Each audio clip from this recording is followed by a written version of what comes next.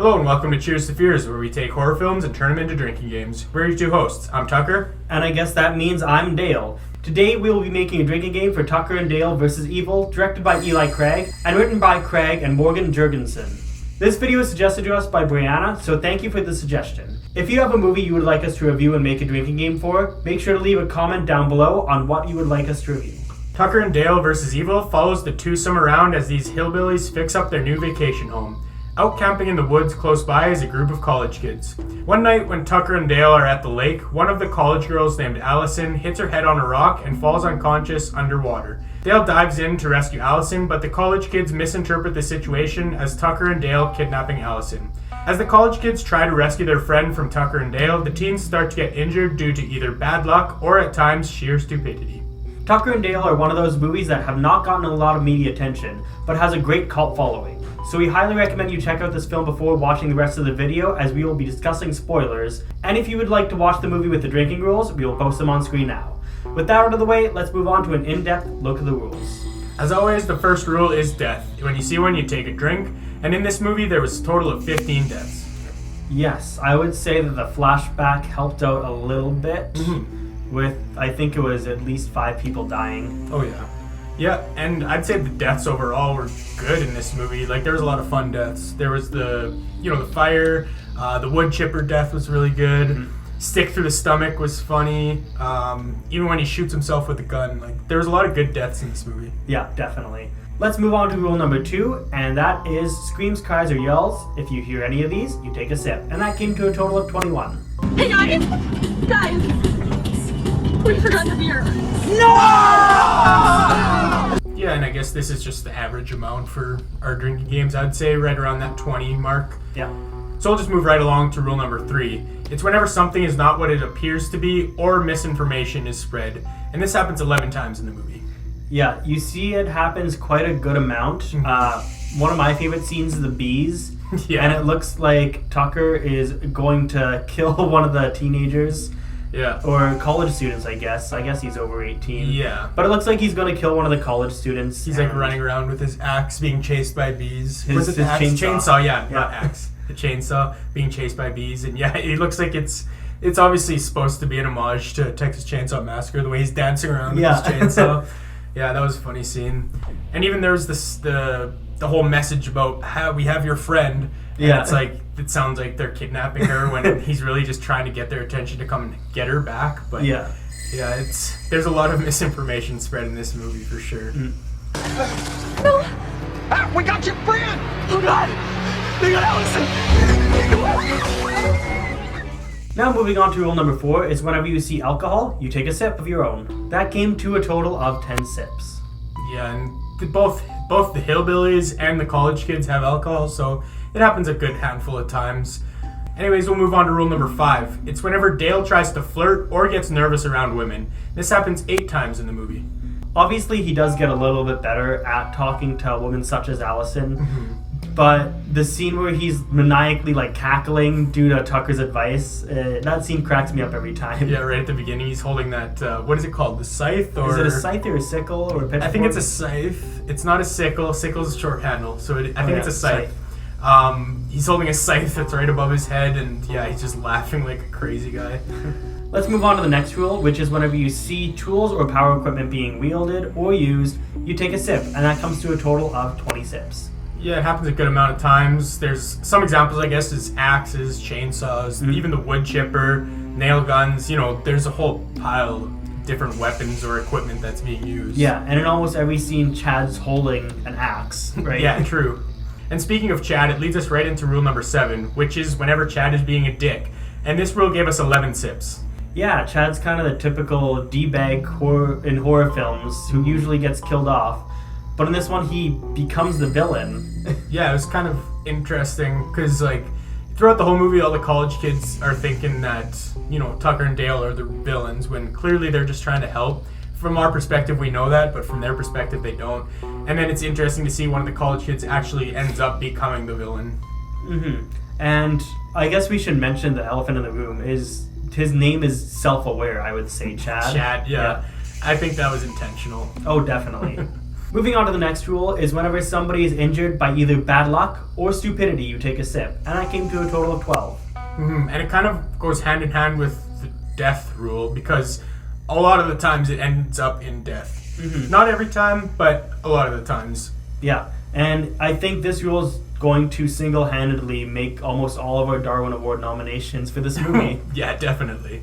Moving on to rule number 9, it's whenever people are referred to as hillbillies. This gave us 10 sips in the movie. Hillbillies. What are hillbillies? Hillbillies from the store. They captured Allison.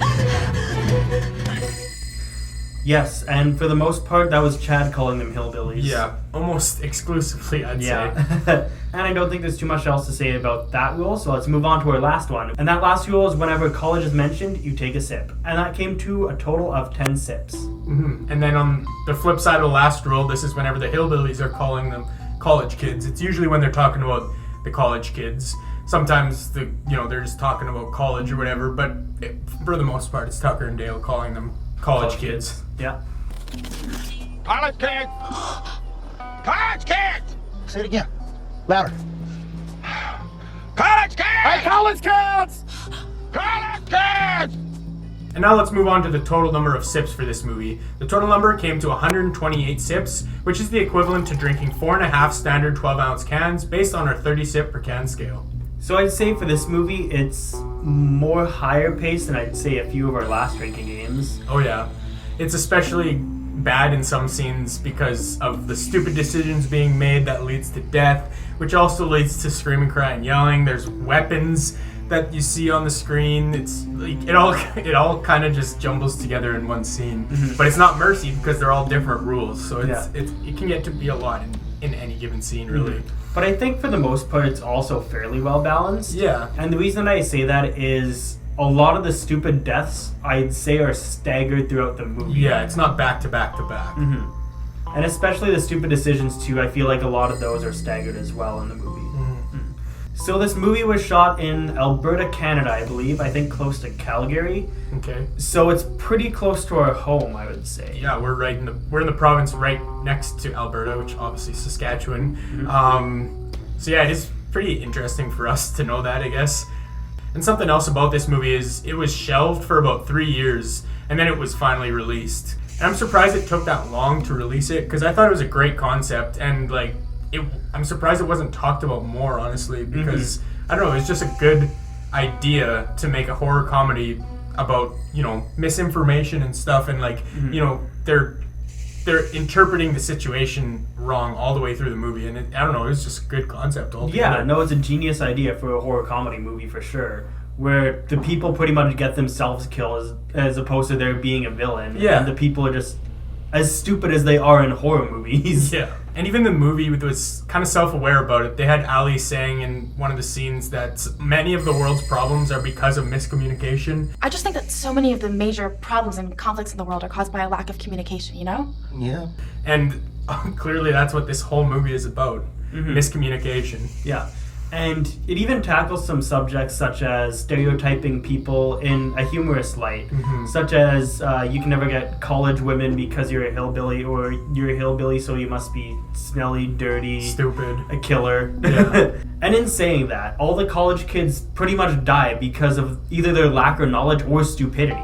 Yeah. Well, yeah, all the deaths are because of the stupidity, like we mentioned in the rules, and it's just funny to see when, throughout the movie, the hillbillies, like you mentioned, are trying to return their friend, and all these kids are trying to just run away, but they end up killing themselves due to stupidity.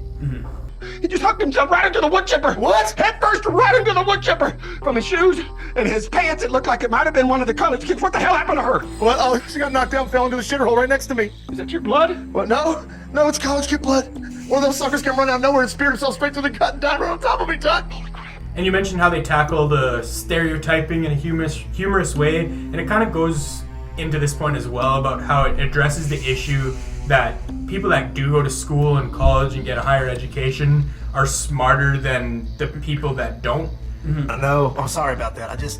I got this weird brain where I'm dumb as a stump, but I remember everything that I ever heard. That sounds pretty smart to me. No, trust me, I'm stupid. I barely made it past the 3rd grade. Oh, that doesn't mean anything. And even in the movie, we see Dale and Ali playing trivia, and Dale is just doing way better than her. Yeah. Even though she's gone to college, she's got that higher education, he still knows a lot more when it comes to like trivia and stuff. So it's not like, you know, you would expect that the hillbilly would just be some dumb redneck that doesn't really know anything. You know, he's kind of stupid, but he clearly isn't, and they kind of tackle that issue in this movie. And even it's basically pretty much said that he didn't have, I guess, a post-secondary education, yet alone barely, I'd say, a high school education, since he said he barely passed grade 3. Yeah. So it's to assume that he's smarter than Allie, despite him having 0 education. So I guess Chad has trauma with hillbillies. I guess it turns out that his dad was the hillbilly in the beginning that attacked and killed all the other teens, including, I guess, his mom's friends. Yeah. And it put his mom in a psych ward because of that. So what did you think of Chad and his douchey character arc? I mean, it gave some perspective as to why he was the way he was and the way he was acting towards these hillbillies. And it kind of leads me to believe that this whole situation could have been avoided if Chad wasn't there, because he was the one that was making everyone believe that these hillbillies were killers and like bad people and stuff when they weren't. Because he had that, you know, bias from how he was when he was a kid, or when his mother got affected by the hillbillies, I should say. And I don't know, I feel like the whole situation could have been avoided if Chad wasn't around. Yeah. It also kind of makes me think, what if that situation was also in the past, anyways, with Chad's mom? What if that situation was actually misinterpreted as well? Yeah, it probably was. I think that would be absolutely hilarious, how his mom was actually in love with the hillbilly and sent to a psych ward because of it. And she's like, no, I love him. And he just got blamed for all the deaths, because that's what the cop was going to do too, right? Yeah, exactly. Yeah, that I never thought about that, but that's a good point. So overall, what were your thoughts on this film? I think it's really well put together, honestly. It's one of my favorite horror comedies. I think I saw it in like 2014 or so, 2015. I don't remember when it was released, so don't quote me on that, but I saw it a while ago. Right. And I think this is my second viewing. I obviously love the obliviousness of the main characters. That was great. It was good acting, and you really felt for a lot of the characters in the situation, especially knowing what you know, except for Chad, obviously. Yeah, I agree. It definitely was one of my favorite horror comedy movies, and I'm ashamed to say that it was my first time watching it for this review that we did. It's always been on my radar. I've always wanted to watch it, and I don't know, I just never got around to watching it, but I'm glad I did, because it was definitely my favorite horror comedy movie for sure. Because, I don't know, the concept, like we mentioned, was just handled so well, and the way that they told the whole story was, I don't know, I thought it was great. Yeah. And the deaths were great too. Especially just the killers are themselves, right? Yeah, exactly. And speaking of how these people pretty much cause their own deaths, I feel like that's a perfect segue into the award ceremony, where we award one not-so-lucky nominee the Darwin Award. This award goes out to the character who made a stupid decision that resulted in them getting killed, somebody else getting killed, or simply resulting in something bad happening that could have been easily avoided. This award can also be given to a character that is just plain dumb. Here are the nominees. Today's first nominee is the reporter, for entering a crime scene that was not secured. The second nominee is Mike, for running full speed and diving headfirst into a wood chipper. You could make the case that he was trying to tackle Tucker, but Mike could have also foreseen the idea that Tucker could have easily dodged his attack. Next is Chuck, for ignoring all the rules about gun safety and shooting himself in the head.